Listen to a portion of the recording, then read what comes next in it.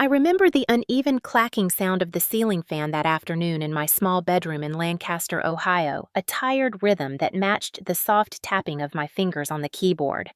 My laptop, old and scratched but carefully maintained, sat on a thrift store desk I had sanded and painted myself.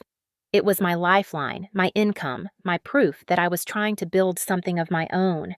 I was finalizing a user interface mock-up for a client who had finally agreed to hire me. If I delivered it perfectly within the next 24 hours, I would have enough to cover rent and groceries for the month. If I failed, I would have nothing lined up to replace it. The house smelled like stale grease and dust, the same scent I had known since childhood. Faded wallpaper sagged at the corners. The carpet looked like it had survived 3 decades of shoes and storms. I kept my door locked not because it added protection, but because it gave me a single second of warning before someone barged in. My father, Frank, could open the door with his shoulder. My mother, Marilyn, could open it with a sharp tone, and my sister, Chloe, could open it by whining until she got what she wanted. I was adjusting a color palette on the screen when the voices started to rise in the hallway. First, the airy complaint of Chloe, then the clipped mutter of Marilyn, then the heavy, deliberate footsteps that always meant trouble was coming. My hands froze over the trackpad. I knew how to read those footsteps better than I could read instructions manuals. The knob turned and my stomach dropped. The door opened without a knock. Chloe entered first, wearing a bright pink sweater and holding her glitter-coated phone case. She walked as if she were entering a photo shoot, not my bedroom. She was 22 but called herself an influencer in training. Behind her came Marilyn, her lips pressed together as if she were already disappointed in me for something I had not done. Then Frank stepped inside, filling the doorway with his broad frame and the anger already forming on his face. "Emily, turn that thing off," he ordered, pointing at the laptop. I closed it halfway but left my hand on the lid. Work made him angry, even though work was the only reason I could pay for anything. Chloe flipped her hair and announced that she needed a new iPhone for her content creation. She spoke slowly, dramatically, as if her words deserved applause. All her friends had upgraded already. She could not be seen recording with an outdated phone. Marilyn agreed immediately, saying that Chloe deserved support for her goals. Then Frank said the words, "I had feared, sell your laptop, Emily. Sell it so your sister can get the new phone." For a moment, I could not breathe. My laptop was not just a device. It was my job, my connection to clients, my only shot at building a future. I said quietly that I could not. I said I needed it for deadlines. I said that without it, I would lose every client I had. Chloe snorted and said, "You are not a real designer, Emily. You are a wannabe. Nobody cares what you make on that cheap computer." Marilyn nodded as if Chloe had spoken undeniable truth. Frank stepped closer, his jaw tightening, his eyes narrowing to slits. I repeated no, clear, firm, the first time I had used my voice against him in years. That one word made everything explode. Frank grabbed a fistful of my hair and yanked my head back so hard tears sprang instantly into my eyes. I tried to stand, but he shoved me down into the chair. The laptop slid toward the edge of the desk. "You think you get to talk back," he growled. "You think your work matters more than your family." Before I could respond, he pulled my head forward and slammed it into the laptop screen. A sharp crack tore through my skull and the screen beneath it. A bright flash of pain shot through my vision. I felt the glass shift but not break apart, heard a long, jagged line split the display from the top corner down the middle. The air left my lungs in a gasp. Chloe lifted her phone and began recording. Evidence, she whispered, as if I were the threat in this room. Marilyn watched with calm disapproval and said, "If you did not want trouble, you should have obeyed." Frank let go. I slid off the chair and hit the floor. The world tilted sideways. I reached for the laptop through dizziness and held it against my chest even though the screen was destroyed. Not out of logic, out of instinct. It was the only thing that belonged to me. The room was silent except for the tiny crink sound of the cracked display settling into its new broken shape. That sound echoed louder than Chloe's recording or my father's anger. I lay there breathing shallowly until the pain in my forehead steadied. Then I opened my eyes. In the fractured screen, I saw my reflection staring back at me, split into fragments and distorted lines. It did not frighten me. It clarified everything. In that broken reflection, I knew I could not stay in this house 1 second longer than necessary. That was the moment I decided I would leave no matter what it cost. The house I grew up in was not violent every day, but it was unfair every minute. That unfairness seeped into the walls long before I was old enough to understand it, long before Chloe was born, or before my father's frustration turned into a way of living. When I look back, it feels as if favoritism was the foundation of our home, poured into the concrete and wired into every argument and every rule. I spent my entire childhood learning to step aside while my sister learned to take. I was 7 when I first noticed things were different. Chloe was not even born yet, but the idea of her already existed. My parents were obsessed with the hope of a second child, a perfect daughter who would fulfill the dreams they said I was too quiet or too ordinary to carry. I heard whispers from relatives that I did not understand then, but understand painfully well now. Things like Emily is sweet, but she is not special, or maybe the next one will have more potential. Those words stuck like thumbtacks in the back of my mind. When Chloe finally arrived, the house transformed as if the sun had moved indoors. She was praised for blinking, applauded for breathing, treated like a royalty in training. Meanwhile, I was handed chores the moment I could hold a broom. I became the helper, the extra set of hands, the quiet background character in a story where Chloe was the shimmering lead. I never owned a new phone. My first phone was a cracked flip phone passed down from a cousin who had upgraded 3 times. Even then, my mother scolded me for dropping it once, saying I did not respect the things I was given. Meanwhile, Chloe got her first iPhone in 6th grade. She unboxed it on the kitchen counter while my parents clapped like she had been accepted into Harvard. I remember asking if I could borrow it to take a picture of a school art project. Chloe laughed and said her friends did not share their phones with nobodies. My parents did not correct her. My father always claimed that Chloe was the one with potential. He said she had personality and sparkle and ambition. I had practicality and silence, and he treated those traits as flaws rather than strengths. I used to draw on notebook paper when I was younger. Characters, logos, little interface ideas I did not have the words for at the time. My mother once threw a stack of my drawings in the trash because she said they were messy. She told me to stop wasting time on things that did not matter. The drawings were things I cared about more than anything. I learned quickly not to show that. When I turned 18, I begged to go to community college to study design. It would have been inexpensive compared to most schools, and I had already saved some money from babysitting and cleaning neighbors' yards. My parents refused. They said we needed to save every cent for Chloe's future. They said Chloe might want to go to a big university someday or start a real career. They said design was not a career, and I should stop chasing fantasies. I ended up attending 1 semester using my saved money, but when it came time to pay for the next semester, they said no again. They said I had had my chance and that Chloe needed summer camp funds and new clothes for school. My mother told me, "You should be grateful for what you already got. Most kids do not even get a semester." I dropped out. I told people it was my choice, but it never was. My parents used guilt like a tool. My mother said things like, "We clothed you, we fed you, we gave you a home, you owe us loyalty." Frank said things like, "Family sacrifices for the one who has a real future. You are older, you should help." Chloe rarely needed to ask for anything. It was already offered before the thought finished forming in her head. But the most painful part, the part that still sometimes stings even now, was how naturally I accepted it. I accepted being the one who washed the dishes after every meal, while Chloe went to her room to make videos. I accepted that family gatherings meant everyone complimenting Chloe's outfits while ignoring the fact that I had cooked the meal they were eating. I accepted that every birthday I received something practical like socks or a notebook, while Chloe got gifts that cost more than what my parents made in a week. It did not occur to me that this was not normal. It did not occur to me that love is not supposed to be distributed by rank. When I was 22, Chloe got suspended from school for bullying another girl online. But because Chloe cried and said the girl deserved it, my parents defended her. They said she was passionate. They said she was misunderstood. When I tried to speak up, my father snapped at me and told me to stop being jealous. I did not feel jealousy. I felt invisible.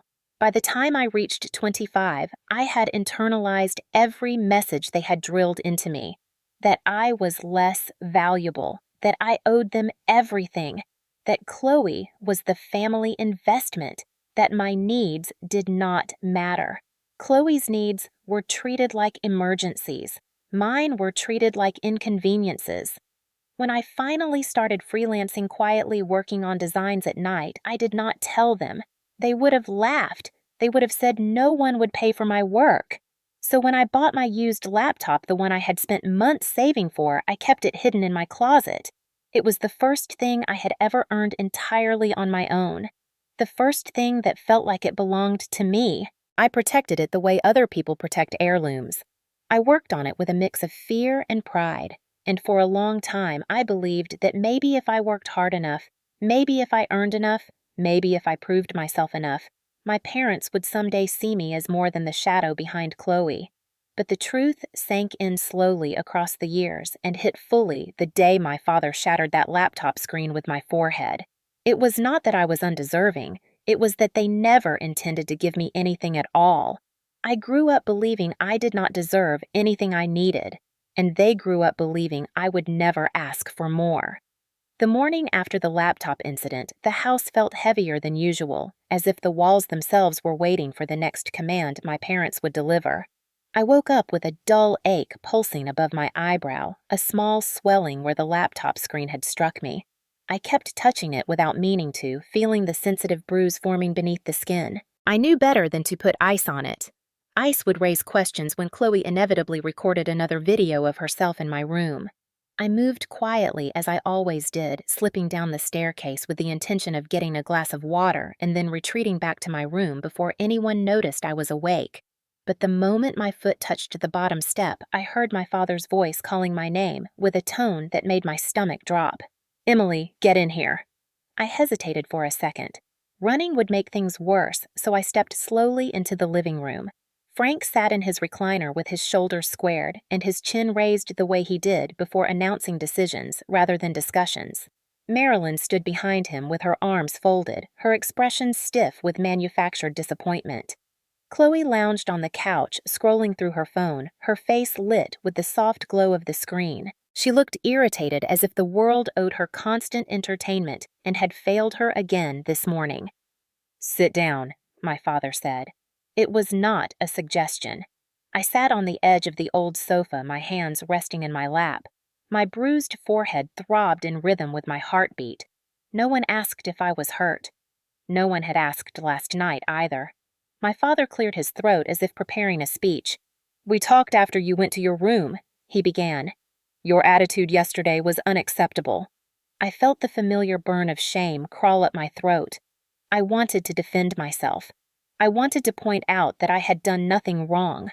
I wanted to remind them that I was almost 30 years old and still being treated like a disobedient child, but I stayed still.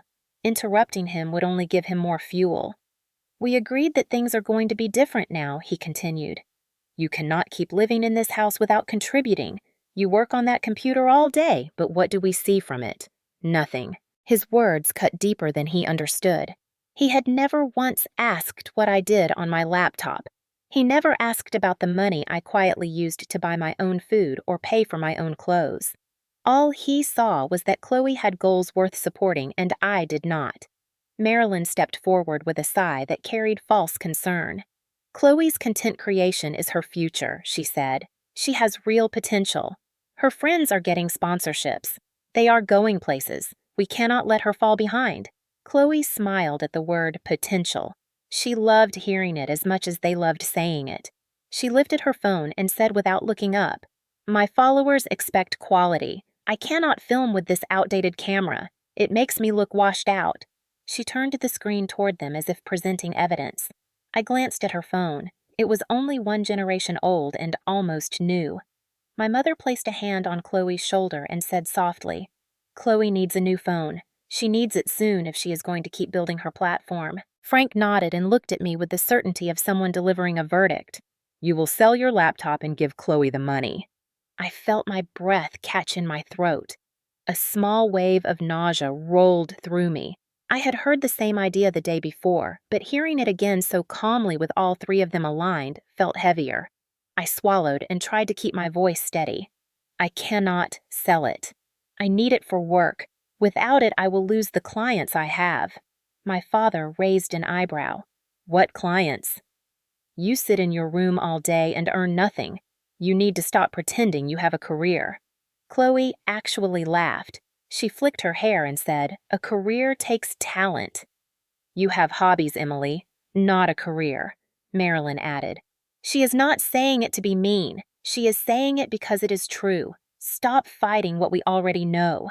I felt the familiar sinking feeling that I had experienced since childhood, the sensation of being erased in real time. I opened my mouth again. I do work. I earn money. I have deadlines. I have clients who rely on me. Chloe waved her hand dismissively. You cannot even afford your own rent. If you were good, you would not be living here. Frank leaned forward in his chair. Family sacrifices for the one who has potential, he said. Chloe has it. You do not. I froze. It was the first time he had ever said it so directly. I had felt it for years. I had heard the implication in every conversation, but hearing it spoken aloud with no hesitation felt like watching a truth fall onto the table and shatter. Something inside me shifted. For years, I had softened myself to make their cruelty easier to swallow, but now I felt anger rising like a flame in the center of my chest. I said no. A simple word, a tiny word, but it carried weight I had not used before. The room became still. My father blinked slowly, as if he had misheard me. What did you say? He asked. I forced myself to hold his stare. I said no. I will not sell it. I need it. Chloe scoffed again. Oh my God, here we go. Marilyn shook her head. Stop being dramatic. This is for your family. This is for your sister's future. Frank stood from his recliner with a slow, deliberate movement. His hands curled into fists at his sides. I recognized the pattern, the early steps of his anger. For a moment, I expected him to grab me again, to pull my hair, to slam my head into the table. My heartbeat pounded against my ribs, but he did not. Not this time. Instead, he said something that surprised me more than any blow could have. If you refuse, he said, then you are choosing to break this family, and that will have consequences. His voice was low and cold, the kind that left no room for negotiation. But instead of shrinking the way I always had before I felt a strange calm settle over me, not peace, not safety, just clarity. It was not my refusal that broke the family. It was the years of favoritism they had disguised as love. It was every sacrifice demanded of me but never of Chloe. It was every moment they told me my needs did not matter. I looked at them and realized something painful and liberating. The family had been broken long before I ever said the word no. The morning light in our kitchen always came in sharp and cold, but that day it felt especially cruel as it hit my bruised forehead. I stood at the sink with a damp rag pressed carefully against the tender spot above my eyebrow. The ache radiated outward, dull and rhythmic, pulsing in time with my heartbeat. I had not slept much. Every time I closed my eyes, I saw the cracked screen flashing in front of me. I heard the sharp crack of impact. I felt the pull of my father's hand in my hair. My scalp still stung from where he had yanked it. I held the rag there not to heal the swelling, but to keep myself from touching it too often. Frank hated seeing evidence of anything he had done. Evidence meant acknowledgement, and acknowledgement meant responsibility. I avoided the mirror entirely. I did not want to see what he had left behind. The house felt heavy, as if silence had soaked into the drywall overnight. Marilyn moved around to the kitchen with her usual sighs, the ones she reserved for moments when she wanted to play the martyr. She washed dishes, even though there were only 2 plates in the sink. She banged cabinet doors slightly harder than necessary, as if performing exhaustion. She had a talent for turning herself into the one suffering the most, even when nothing had happened to her at all. Chloe sat at the table scrolling through her phone with a bored expression. Her nails tapped rhythmically against the glass. She did not look up when I entered. She rarely did unless she needed something. Her untouched cereal had grown soggy in the bowl, but she did not care. She was too focused on her screen, too absorbed in the world of filtered faces and dramatic captions. I tried to move quietly past them, but Marilyn's voice sliced through the kitchen. "What are you doing up so early, Emily? Count your blessings that your father did not lose his temper worse than he did." I stopped at the edge of the counter. My hands tightened around the rag. Worse, her words hung in my mind. Worse meant she knew what he did was already bad. Worse meant she accepted it. Worse meant she believed it was a reasonable possibility. I forced myself to respond calmly. "I am fine. It is just a bruise. I will get some water and go back to work." Chloe snorted and looked up at me for the first time. Her eyes flicked to my forehead and then away unimpressed. She lifted her phone toward Marilyn and said, "Some people do not understand loyalty to family." She shifted her position so I was not in the camera frame and hit record. She spoke with that exaggerated influencer tone she practiced so often. "Sometimes the people closest to us do not appreciate the sacrifices others make for them," she said. "Sometimes they act like victims when they are the ones causing problems." Marilyn nodded as if Chloe were reciting scripture. I felt a burn rise in my throat but swallowed it down. I had learned long ago that arguing only fueled them. The truth never mattered. Their version of reality was the only version allowed. I moved to leave the kitchen, but Chloe lifted her phone higher and smirked. "Maybe if you helped more, she said you would not get into so much trouble." Her implication hung in the air like smoke, as if the violence had been my fault, as if obedience would have prevented it, as if my father's temper were a punishment I had earned. I did not look at her. If I did, I might say something I could not take back. Instead, I walked to the hallway, clutching the rag to my forehead. But before I reached the stairs, Marilyn called after me in a tone dripping with false concern. "Stop being dramatic, Emily. It is just a scratch. Do not milk it for attention." The cruelty of that sentence hit harder than the impact from the day before. Just a scratch. As if the swelling and pain were imaginary. As if the crack in my laptop screen were imaginary. As if the fear tightening my chest were imaginary. My father had slammed my head into a screen hard enough to fracture the glass. But in this house that was reduced to drama. In this house, my pain was always an exaggeration. In this house, I was always the problem. I climbed the stairs and returned to my room, closing the door behind me, even though it offered no real protection. The laptop sat on my desk exactly where I had left it. The crack across the screen looked worse in the daylight, a jagged slash running diagonally like a wound across its surface. I pressed the power button. The screen flickered the colors bleeding into each other before stabilizing. The long crack divided my desktop wallpaper in two. It was barely usable now. The top half of the screen was distorted. The lower half worked only if I tilted the lid at a perfect angle. I sat down slowly and reached out to clean the small smudge of dried blood near the edge of the frame. My hand trembled. I did not cry, though the pressure behind my eyes begged for release. Crying made things worse in this house. Crying signaled weakness. Crying invited more punishment.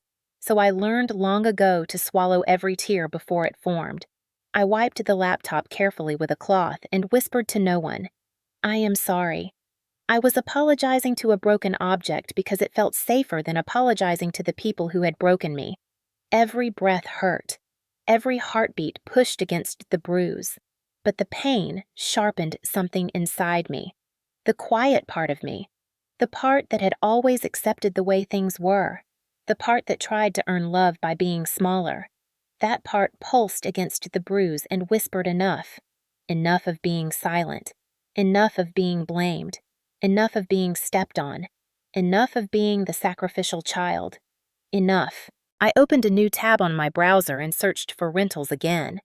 Small studios, basement rooms, shared units. Anything. I did not know how I would afford a deposit. I did not know where I would go. I did not know if my laptop would survive another week. But I knew one thing with perfect clarity. If I stayed any longer, I would not survive in any way that mattered. The decision formed not in a burst, but in a steady, hard ache that matched the bruise on my forehead. I was going to leave. Not someday. Not eventually. I was going to leave this house. And I was going to do it in absolute silence. People who have never lived in a house like mine always ask the same question. Why did you not call the police? Emily, why did you not report what your father did? Why did you not run to the neighbors? Why did you not scream for help? They do not understand that some homes build their own ecosystem of silence. Some families construct entire worlds where truth bends around the people in power, where outsiders only see what the family wants them to see. Calling the police was not an option for me. It had never been an option, not even when I was 14 and Chloe shoved me down the porch steps in a tantrum and I sprained my wrist. Not even when my father once slapped me across the face so hard during an argument that my vision blurred. The answer was not simple fear. It was history. It was the way our family had rooted itself into the community. It was the way my father had woven himself into certain circles with practiced charm that hid every violent edge he showed at home. My father had a friend named Deputy Carl Simmons, a man he occasionally fished with and drank beer with on weekends. They played cards in our garage sometimes while I swept dust around their feet.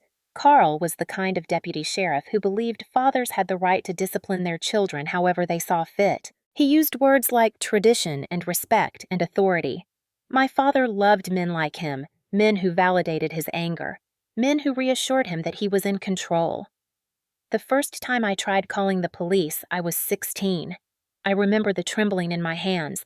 I remember hiding in the laundry room with my mother shouting upstairs. I remember dialing and whispering into the phone that my father had pushed me. I did not get far. Chloe, who was 11 at the time, saw me through the doorway and ran upstairs screaming, "Emily is calling the police on Dad." The next thing I knew, my mother was dragging me by the wrist into the living room and demanding to know why I wanted to ruin the family. By the time the police arrived, my mother had already constructed the lie. She always spoke with such practiced innocence. She told the officers I had thrown a fit because I was grounded. She said I had always been dramatic. She said sometimes I stumbled when I cried too hard. And then she placed her hand on my shoulder in front of them and said sweetly, "Emily, honey, tell the truth." I froze. The officers looked at me with mild disinterest. Deputy Carl was among them. He gave my father a knowing smirk and said teenagers can be sensitive sometimes. They did not check for bruises. They did not ask me privately. They told my father to take a walk and calm down. Then they left. I learned something that day that stayed with me long after the bruises faded. I was not believable. Not to them. Not to anyone. My father made sure of that. He painted me to relatives, friends, neighbors as the emotional one, the unstable one, the child who needed discipline. Meanwhile, Chloe was always praised for her grace and charm, the golden one, the one with promise, the one worth protecting. The second time I tried to call the police, I was 20. Chloe had gotten angry because I refused to lend her a shirt. She slapped me across the face and shoved me into the wall hard enough that I fell. I picked up the house phone and dialed again. My mother appeared out of nowhere and ripped the phone out of my hand. She shouted that I had slipped on laundry. She did not even look embarrassed when she screamed at me in front of Chloe. When the police came that time, she was crying. She told them I was overwhelmed and confused, and that I sometimes lied when I felt cornered. The officers never asked why Chloe had scratches on her arms or why I had a new bruise on my cheek. They believed what they saw first, and what they saw was a mother crying, a father looking stern but calm, and a daughter standing there with no words left. After that, my father warned me that if I called the police again, there would be consequences worse than anything I could imagine. He said in this county, people listened to him. He said no one would choose my word over his. He said he could make my life more miserable than I already thought it was. And I believed him, because he already had. So when people ask why I did not call the police the day he smashed my head into my laptop screen, I have more answers than they expect. Because the last time I tried, the officers laughed with him. Because the last time I tried, Chloe posed as the victim.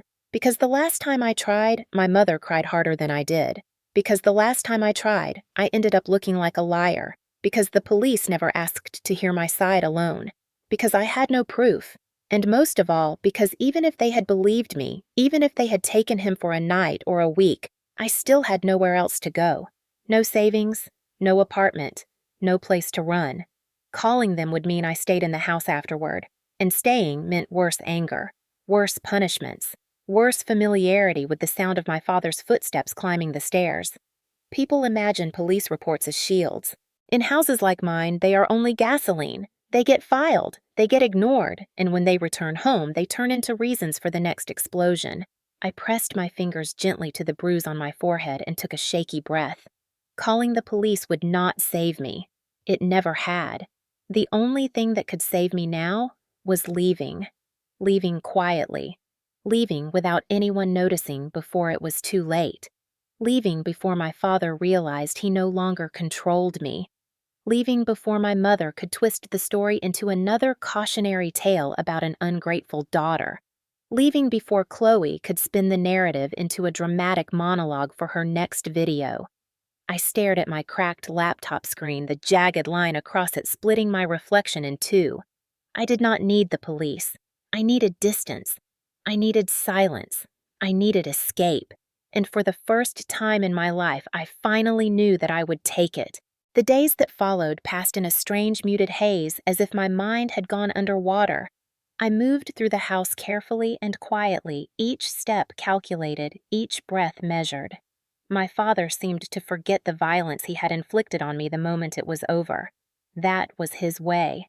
He treated outbursts like weather, something that came and went without consequence and certainly without apology. My mother behaved as though nothing unusual had happened. She complained about grocery prices and sorted laundry and watched her crime shows in the living room. She never once looked closely at the bruise on my forehead, as if acknowledging it would mean admitting she had allowed it. Chloe posted videos from the kitchen, the living room, her bedroom, anywhere she could find the right lighting. She performed her life as if she were on a stage and the rest of us were props. She made faces at the bruise the one time she noticed it, but never asked what happened. She did not care. And just like that, the house continued as though my head had never been slammed into my screen, as though the crack across my laptop were nothing more than an accident, as though my dignity had not been shattered along with it. I moved silently because silence was my only protection. Silence gave me time to think. Silence let me plan without drawing attention. I needed money. More importantly, I needed enough to leave. I needed a place to go. I needed a path out of the orbit of this house where everything about me was minimized, twisted, or erased. I began with the laptop. The cracked screen made it nearly impossible to work at normal speed, but I forced myself to adjust. I propped books behind the hinge so the angle would hold steady. I positioned a small desk lamp at the side so glare would not bounce off the fractured glass. I learned to tilt my head slightly to the left to see the lower half of the screen clearly. The upper half was distorted colors bleeding in warped shapes, but it was still usable if I avoided that section. I searched Facebook Marketplace for replacement screens and found a used one, 2 towns over. It was an older model, scratched and with a slightly dimmer backlight, but it would fit. The seller asked for cash only.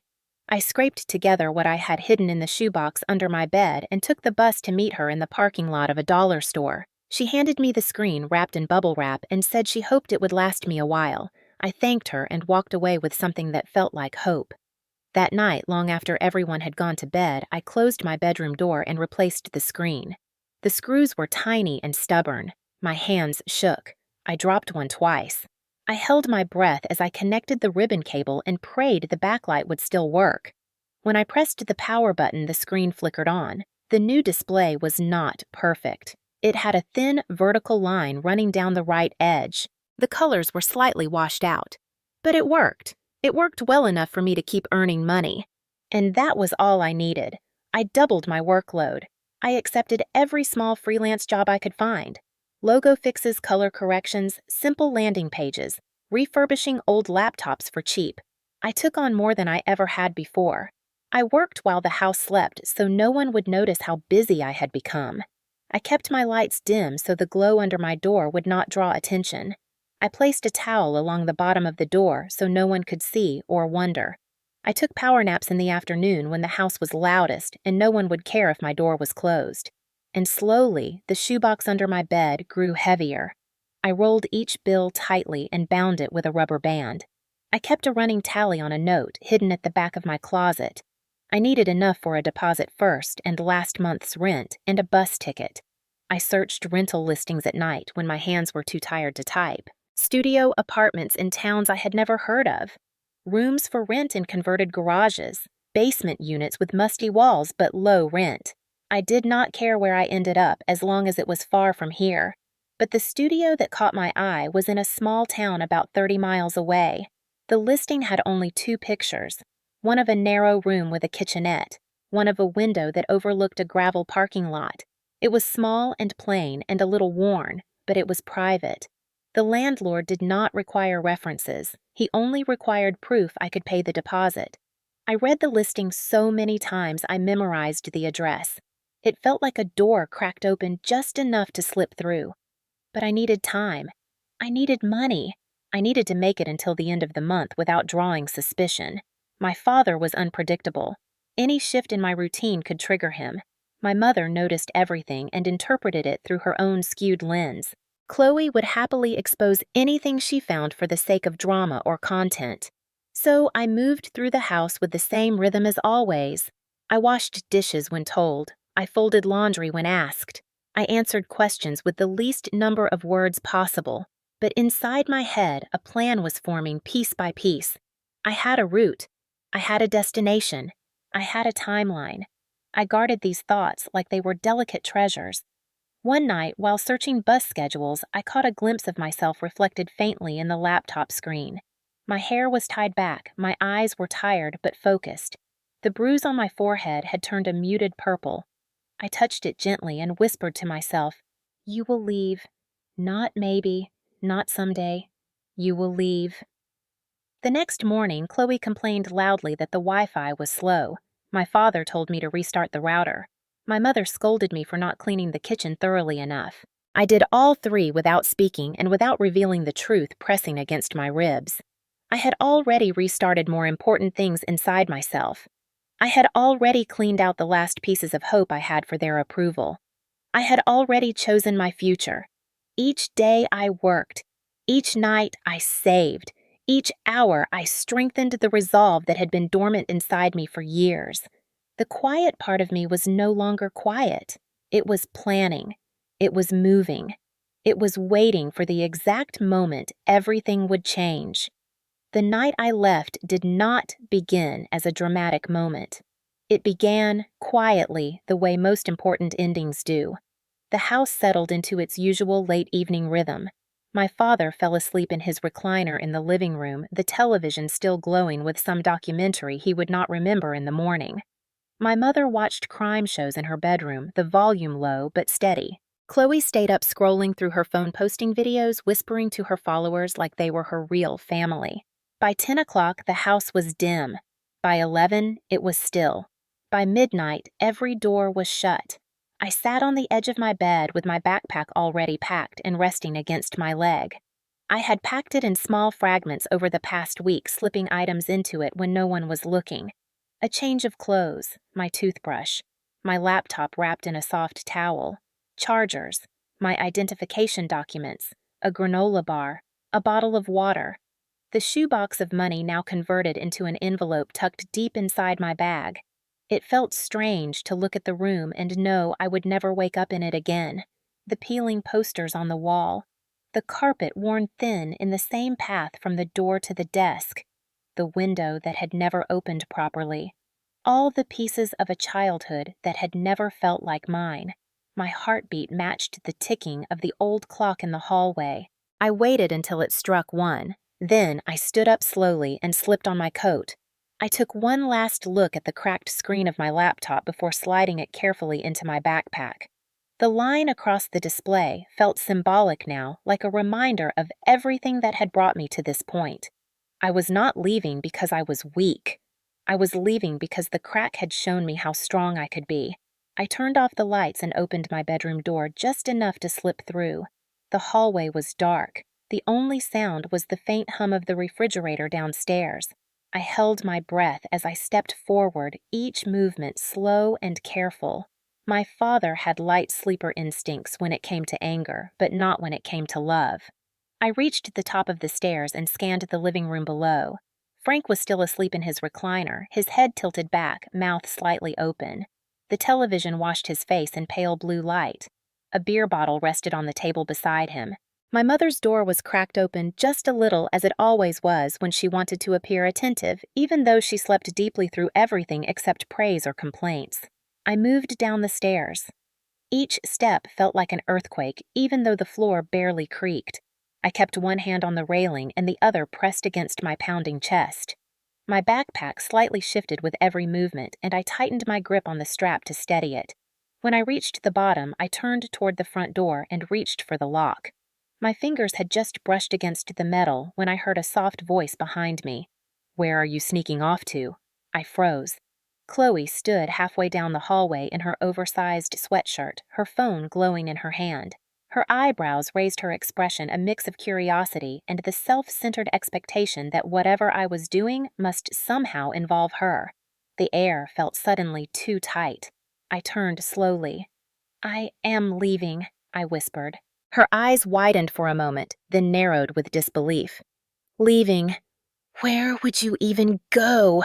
She laughed under her breath, that same mocking tone she had used her entire life. "You cannot survive without us. You cannot even afford your own toothpaste." I did not argue. Talking to Chloe had never changed anything. She stepped closer, tilting her head. "You are being stupid, Emily. You will be back within a week. Dad will be furious when he wakes up." Her words carried the same smug confidence she had always had. In her mind, I was still the quiet, obedient sister who bent but never broke. She truly believed I would fail, and maybe she said it because she wanted me to stay. Or maybe she said it because she wanted to watch me fall apart and come crawling back. I slipped my hand into the pocket of my coat and closed it around the bus ticket I had bought earlier that week. One way. Paid in cash. Leaving did not feel stupid. It felt necessary. I said softly, "I am going anyway." Chloe rolled her eyes. "God, you are so dramatic," she muttered. "You should be grateful we even let you stay here. You are nothing without us." For a moment, I felt the familiar sting of her words, the reflexive shame that rose any time my family spoke to me like this. But then the feeling shifted. It dissolved into something cold and steady. I looked at her and realized she had no idea who I was anymore. She had no idea how much strength I had been forced to gather. She had no idea that the moment my head hit that laptop screen, something inside me finally woke up. I did not respond. Instead, I turned back toward the door, unlocked it silently, and stepped outside. The air was colder than I expected. A thin mist hung above the streetlights. The world felt quieter than it ever had in my life. I pulled the door closed behind me, careful not to let it slam, and stood for a moment on the front porch, breathing in the cold night air. I felt my heartbeat slow. I felt my legs shake. I felt the weight of everything I had endured pressing behind me. But I also felt the smallest whisper of freedom in front of me. With each step I took down the porch stairs, my fear loosened its grip on my chest. I walked down the driveway and kept my eyes ahead. I did not look back at the house. I did not look at the kitchen window. I did not look to see whether Chloe was watching. Every step hurt my bruise a little, a reminder pulsing beneath my skin. But even though my body ached, my mind felt clear. I was leaving the only home I had ever known. But it was not a home. It was a place I had survived. And now I was finally choosing to stop surviving and start living. When I reached the bus stop on the corner, I tightened my hand around the strap of my backpack. The bus rolled up with a hiss of brakes and a low rumble. I climbed aboard and found a seat near the back. As the bus pulled away, I stared out the window at the quiet street. The house grew smaller in the distance until it disappeared entirely. For the first time in my life, I felt the weight lift off my shoulders. It was not freedom, not yet, but it was the first breath of it. The bus rumbled along the dark highway with the kind of steady vibration that felt almost like a lullaby, though I was too alert to fall asleep. Every few minutes, the dim interior lights flickered, casting pale streaks across the faces of the scattered passengers. A man in a worn jacket slept with his head against the window. A woman clutched two grocery bags at her feet. A teenager in earbuds bobbed his head to silent music. No one looked at me. No one asked questions. And for the first time in my life, that anonymity felt like safety. I rested my forehead lightly against the cool window, careful to avoid pressing too hard against the healing bruise. The glass felt soothing, a quiet relief against the warmth that still radiated from the injury. I breathed in slowly, letting the coldness ease the tension that had built behind my eyes. I was leaving. That reality kept replaying in my mind like a new memory trying to root itself. I had done it. I had actually walked out of that house. I had actually stepped into the night with nothing but a backpack and a fragile sense of determination. I half expected the bus to be chased down by flashing police lights, or for my father to burst through the doors demanding I come home. But the world outside remained still. Empty road, sleeping fields, patches of forest. It was eerie how easily life went on, even when yours had shifted so dramatically. After almost an hour, the bus pulled into a small station in the next town. I stepped off with my backpack slung over one shoulder and looked around. The air smelled crisp, like early morning dew and cold pavement. A neon sign flickered above a convenience store across the street. A vending machine hummed near the station entrance. Everything felt unfamiliar, and yet nothing felt threatening. I walked slowly along the sidewalk, studying the quiet buildings.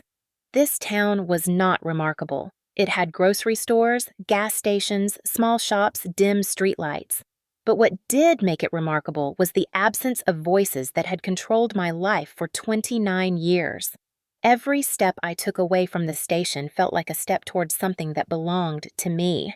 I found the studio apartment building just as the sun began to rise. Pink light stretched across the sky, like soft brush strokes.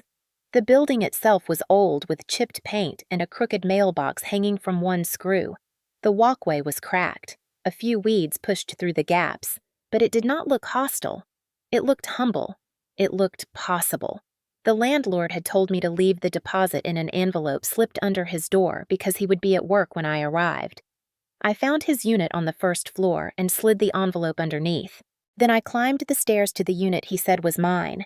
The door stuck slightly when I turned the handle opening with a soft scrape across the threshold. My breath caught. The place was tiny.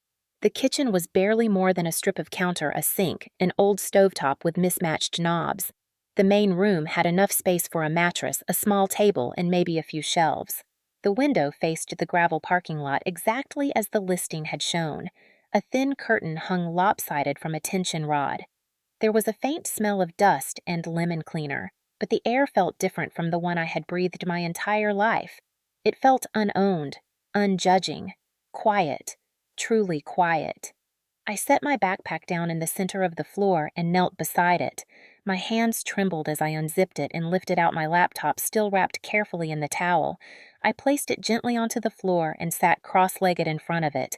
When I pressed the power button, the screen flickered, then lit up the slight distortion along the right side, familiar now. The cracked display had been replaced, but a thin ghost of the damage remained in the form of that faint vertical line. I did not mind. It felt like a reminder of what I had survived. I leaned over and plugged it into the outlet near the wall. The hum of the charger grounding into place filled the room like a soft breath. I exhaled slowly. The silence of the studio wrapped around me, not suffocating, but comforting. It was a silence I had never known at home. A silence that was not the result of fear or punishment. A silence that existed because no one here wanted anything from me. No one here expected me to bend. No one here demanded I sacrifice myself. My shoulders slumped with relief. I had not noticed how tense I had been until that moment. I lay down on the bare floor with my head resting on my backpack. The texture of the carpet was rough against my cheek, but it felt unreal to have space where no one could barge in. No one could shout my name. No one could take anything from me. I stared up at the low ceiling and listened to my own breathing. Slow. Shaky at first, then calmer. My stomach growled softly. I realized I had not eaten anything since yesterday afternoon. The granola bar in my backpack was the only food I had with me, so I reached in and peeled back the wrapper. I took small bites, savoring each one like a luxury, even though it was dry and a little stale. Hunger did not scare me. The past had taught me far worse things than an empty stomach. When the last bite was gone, I closed my eyes. The sun was now bright enough to seep through the thin curtain, casting soft orange light across the floor. I felt it warm my skin. It felt gentle, kind even. I had been afraid for so long. Afraid of anger, afraid of punishment, afraid of disappointing people who never cared enough to see me. But lying there on the floor of that small, dusty studio, I felt something completely unfamiliar blooming in my chest. Hope. Quiet. Fragile, but undeniably present. I whispered to myself, almost afraid to disturb the moment. For the first time in my life, silence did not hurt. It healed. And I let myself breathe freely for the first time. The first morning in my new studio felt both unreal and painfully ordinary. Light filtered through the thin curtain, drawing faint golden lines across the rough carpet. I woke with my cheek pressed against my backpack, my neck stiff, and a cold draft slipping through the poorly sealed window. It was not comfortable, not by any stretch, but it was mine. That simple truth carried more warmth than any blanket could offer. I sat up slowly and rubbed my eyes. For a brief moment, I expected to hear my mother's voice calling my name, or my father's footsteps stomping down the hallway. The silence startled me. It was too gentle, too calm, a silence without threat. A silence I did not trust yet, but it held. I stood and stretched, wincing as the bruise on my forehead throbbed. I walked to the tiny kitchenette and turned on the faucet. Water sputtered out unevenly, but it ran clear after a few seconds. I cupped my hands under it and drank. Then I splashed some on my face, letting the cold shock wake me fully. I looked at my reflection in the small metal panel above the sink. The bruise was fading from purple to a sickly yellow, but it was still visible, a thin reminder of the life I had escaped. I touched it gently and whispered a quiet promise to myself. This is the last time someone else's anger leaves a mark on you. I unpacked my few belongings and folded my clothes into a neat pile beside the wall. I set my laptop on the small table near the window and plugged it in. The familiar startup hum filled the room like a welcome friend. The screen lit up with that faint vertical line still showing a reminder, but not a limitation. My client work was still waiting. Deadlines did not pause for trauma or freedom. I opened my inbox. A new message. The client asked for revisions on the mock-up. My fingers hovered over the keyboard. I was exhausted. I was hungry. I was emotionally drained. But I needed the money. And more than that, I needed to honor the promise I had made to myself the night I left. You will build something from this. You will not go back. So I worked. I sat at that little table until the sun moved across the sky. I edited color palettes. I adjusted spacing. I updated icons. I tested layout variations. My back ached. My eyes burned. My head throbbed. But when I finally hit send, I felt a strange sense of triumph. I was still capable, even with a cracked screen, even with a bruised forehead, even with a life that had collapsed behind me. I had survived worse. Over the next weeks, I built routines. In the mornings, I walked to the public library and used their Wi-Fi to download resources for my design work. In the afternoons, I repaired old laptops for clients I found through local Facebook groups. I bought broken devices for cheap, fixed them using tutorials and trial and error, then resold them for small profits. At night, I worked on freelance design projects until my eyes grew blurry. I lived on peanut butter sandwiches and instant noodles. I wore the same clothes in rotation. I slept on a thin mattress I bought second-hand. It was not a comfortable life, but it was a life I built with my own hands. And the more I worked, the more the fear faded. One afternoon while working at the library, a woman with a cracked Chromebook asked if I knew how to fix it. I hesitated, but said yes. She returned the next day to pick it up and was so grateful she invited 2 friends who also had broken devices. Then, those friends told their coworkers, and those coworkers told their families. Within a month, I had a steady stream of repair jobs. Nothing huge, nothing glamorous, but steady. People trusted me because I delivered what I promised. That was something my parents never cared to see. I used the money to buy better tools, a brighter lamp, and eventually a folding table for repairs.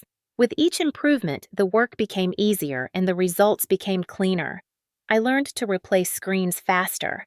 I learned to clean dust from vents without damaging components. I learned how to install operating systems from scratch. My confidence grew with every successful repair. Every grateful review from neighbors, every small deposit added to my savings. My design clients increased too. Someone shared my work on a community board, and suddenly I had a new set of requests for websites, logos, and app interfaces. One client sent her friend. That friend sent her colleague. Slowly, my schedule filled. One evening, while returning home with a bag of groceries, I paused outside my studio door and realized something. I had been here for almost 4 months. 4 months without being yelled at. 4 months without walking on eggshells. 4 months without being told I was worthless. 4 months without Chloe calling me dramatic. 4 months of silence that healed instead of harmed. I pressed my hand against the doorframe and closed my eyes.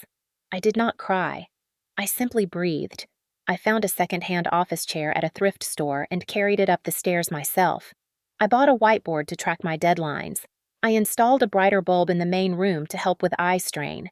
I started waking up before sunrise not out of fear, but out of purpose. The bruise healed completely, but the memory of it remained. Instead of haunting me, it pushed me forward. Every time doubt crept in, I looked at the faint line on my laptop screen and reminded myself why I had left, why I had to keep going, why returning was never an option. As the months passed, my savings grew.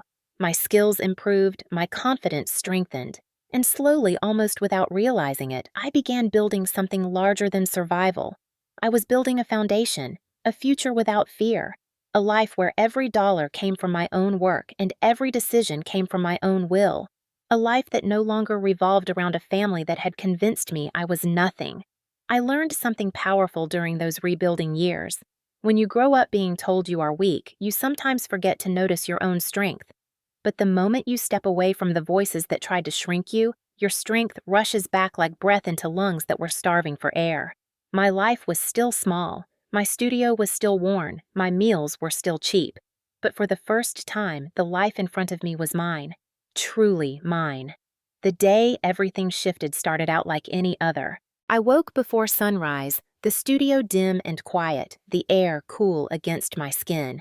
I sat up on my thin mattress and stretched my arms until my shoulders cracked softly. The window curtain fluttered slightly from a draft, and a sliver of pale morning light slipped across the table where my laptop rested. My routine was steady by now. Brush teeth, heat water for instant coffee, check emails, work on client revisions, repair whatever devices were dropped off the night before. It was predictable and repetitive, but it gave me a sense of control I had never known. That morning, however, an email popped into my inbox from a name I did not recognize. The subject line read, "Inquiry about workshop." I assumed it was spam until I opened it and read the first 2 sentences. "Hello, Emily. My name is Raymond Shaw. I coordinate programs at the local community center. We are interested in inviting you to lead a workshop on basic digital literacy and device care for teens in our after-school program." I stared at the screen. I reread the message twice more, trying to convince myself it was not a mistake. Me, a workshop leader, I had never been asked to teach anyone anything. I had never been seen as someone who had value to offer. For a moment, my throat tightened and I had to set my coffee cup down. The rest of the email explained that several parents had recommended me after I had repaired their laptops.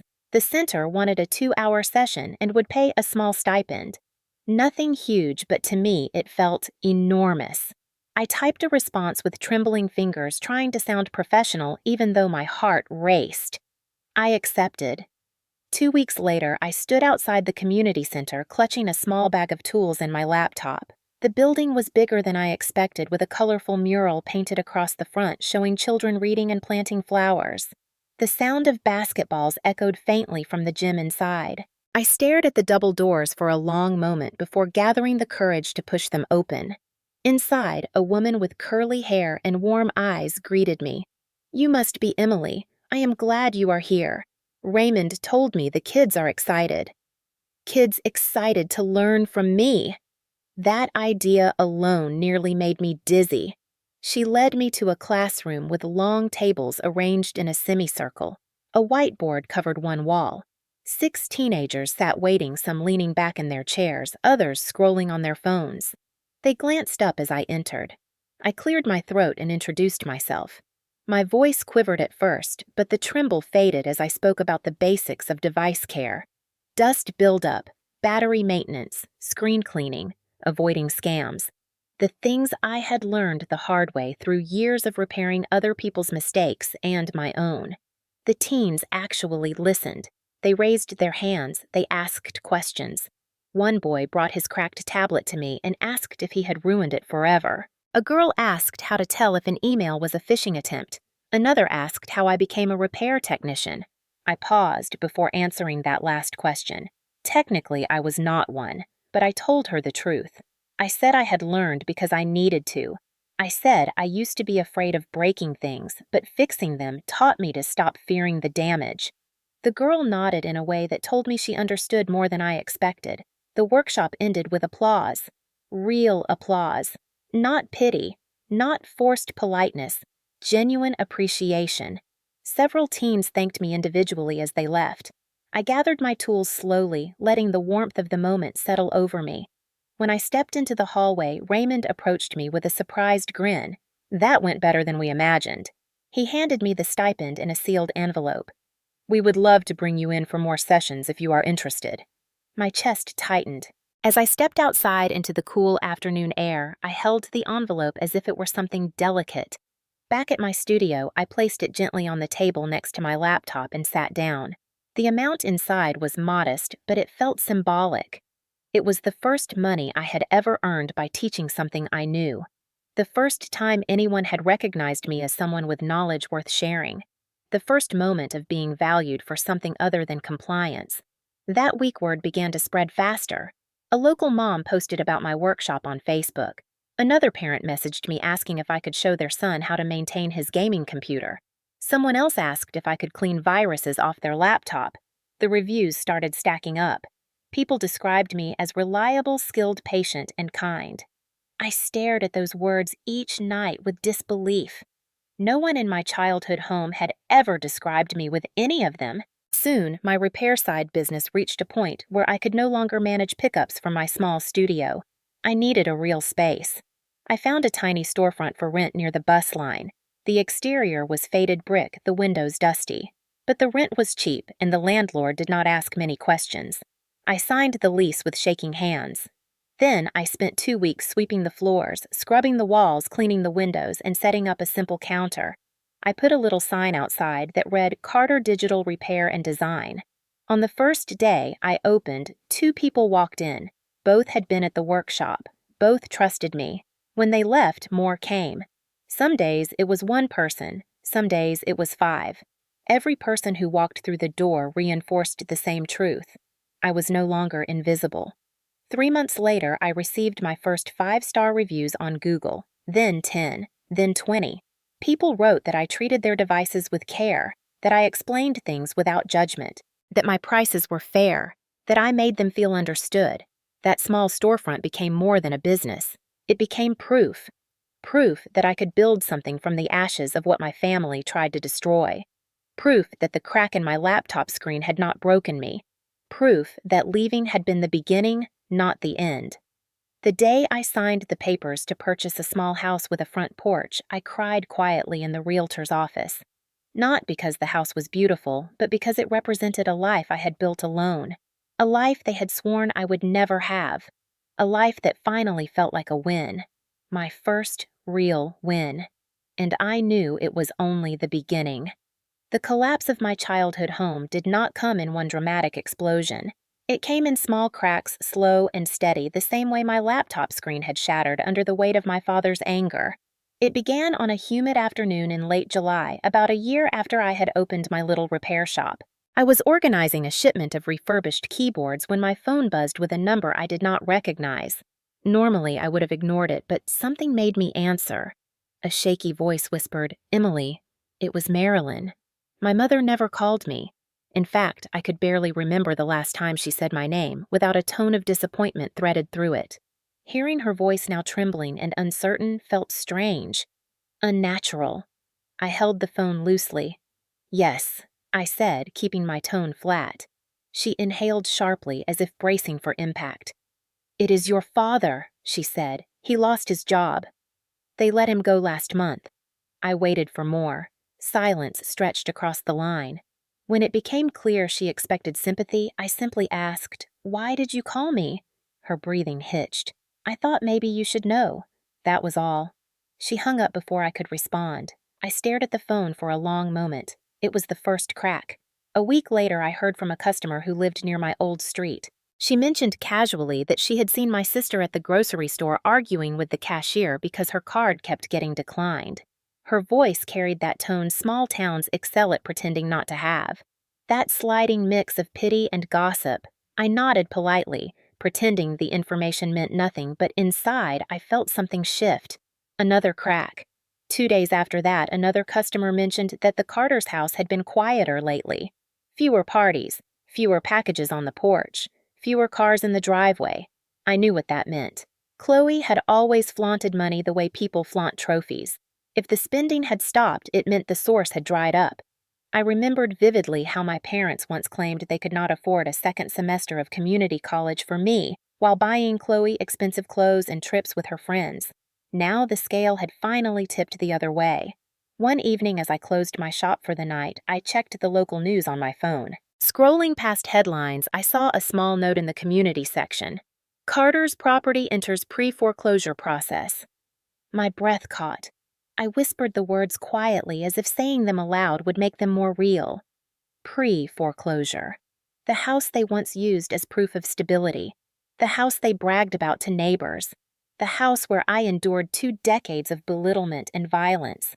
The house that symbolized everything they believed made them superior. It was falling apart, and they could not stop it. I expected to feel satisfaction. I expected triumph, maybe even joy. But what I felt instead was something colder, something quieter, something that resembled justice more than revenge. Frank was a man who tied his entire identity to control. Losing a job meant losing authority. Losing money meant losing status. Losing the house meant losing everything he used to justify his cruelty. And now it was happening piece by piece.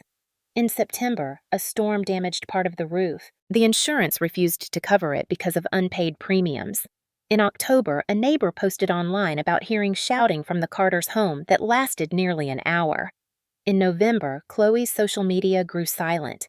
The constant stream of selfies and shopping hauls and dramatic posts stopped entirely. She went dark.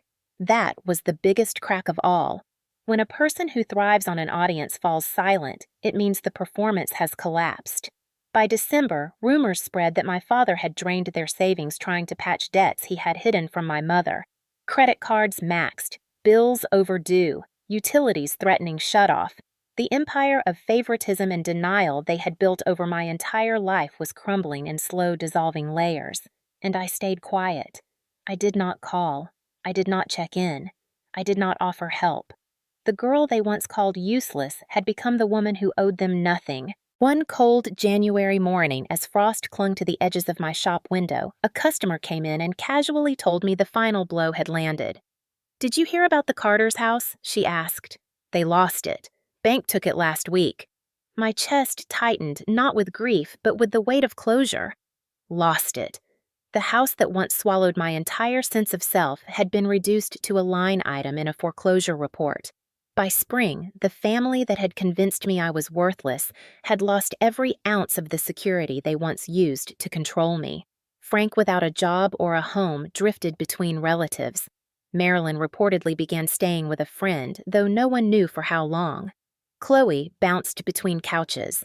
The people who once flaunted superiority now had to ask for help from acquaintances who could barely tolerate them. It would have been poetic if the details were not so painfully predictable.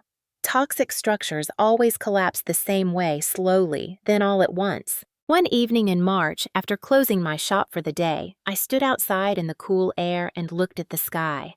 The horizon was streaked with orange. My breath formed soft clouds in the fading light. I thought about how much my life had changed since the night I escaped.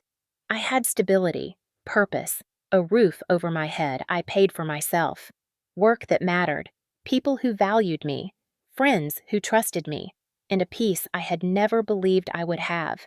Meanwhile, the people who once mocked my dreams were learning a lesson the universe gave with ruthless precision. A life built on cruelty is never stable. A family held together by fear will always fall apart. They had spent years making sure I believed I was nothing. But now they were the ones who had nothing left. And for the first time, I finally understood what justice felt like. It did not feel like vengeance. It felt like distance. It felt like freedom. It felt like the quiet knowledge that I had survived the storm they created, while they were only now beginning to understand what real consequences looked like. The fall of that toxic house was not a tragedy. It was the inevitable result of years of choosing cruelty over compassion. And though I did not celebrate it, I did not mourn it either. Some houses are not meant to stand. Some must collapse for the truth to breathe.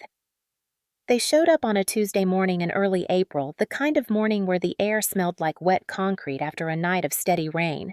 I had just unlocked the shop and flipped the sign to open when the door creaked and a blast of cool, damp air swept in. I did not look up at first. I was wiping down the counter, preparing for a rush of morning customers who often dropped off laptops before work. But then I heard a voice I had not heard in over a year. Emily Honey. My spine stiffened. There were only 2 people in the world who used honey to sugarcoat bullets. I lifted my eyes slowly, forcing my expression to stay neutral. And there they were. Marilyn stood in the doorway, thin as a shadow hair limp from humidity clutching the strap of a worn purse. Behind her, Chloe hovered awkwardly, holding a phone whose shattered screen looked like a spiderweb frozen in glass. And further in the back, leaning against the frame as if he owned the building, was Frank. My father. His face was harder now, carved by months of stress and failure. His clothes did not fit as neatly as they once did. He looked smaller, less dangerous, but the sight of him still sent a cold rush through my chest. I steadied my breath and stepped back from the counter. "What do you want?" I asked, my voice level. Marilyn swallowed. Her hands trembled slightly. We need a little help. Just for now." Her gaze darted toward the cracked phone in Chloe's hand, as if it were a bargaining chip. Chloe took a step forward, lifting the phone. "It stopped working a few days ago. I need it fixed. It is important." She said it with the same tone she once used to demand I hand over things she wanted, as if entitlement were a birthright that never expired. I stared at the device. Months ago, the sight of Chloe asking me for anything would have triggered a storm inside me. Shame, fear, anger. Now I felt nothing but distance. I reached out slowly and took the phone from her hand. The glass was cool against my skin, its cracks sharp and intricate. I turned it over, examining it without a word. Behind me, I felt my father's eyes boring into me. I finally looked up at the trio. I asked again, "What do you want from all of you, not just the phone?" Silence stretched thin between us.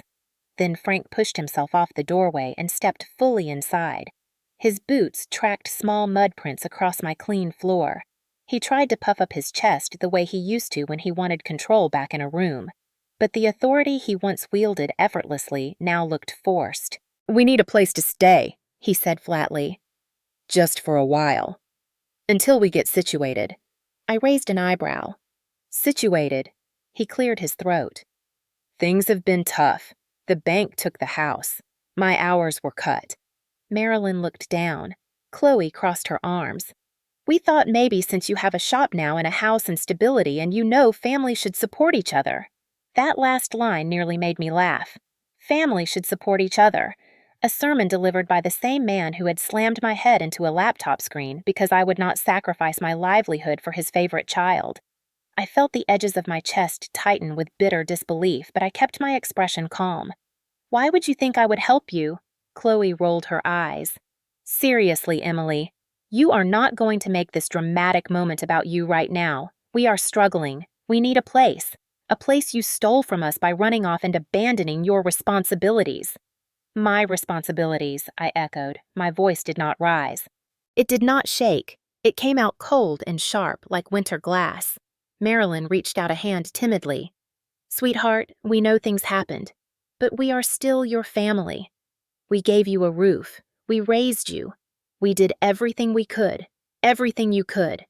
I repeated, feeling the air shift. The temperature seemed to drop even though it was warm outside.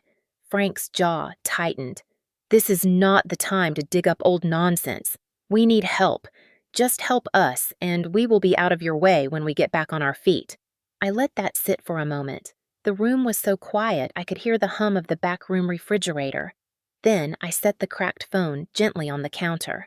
I leaned forward, placing both hands on the polished surface.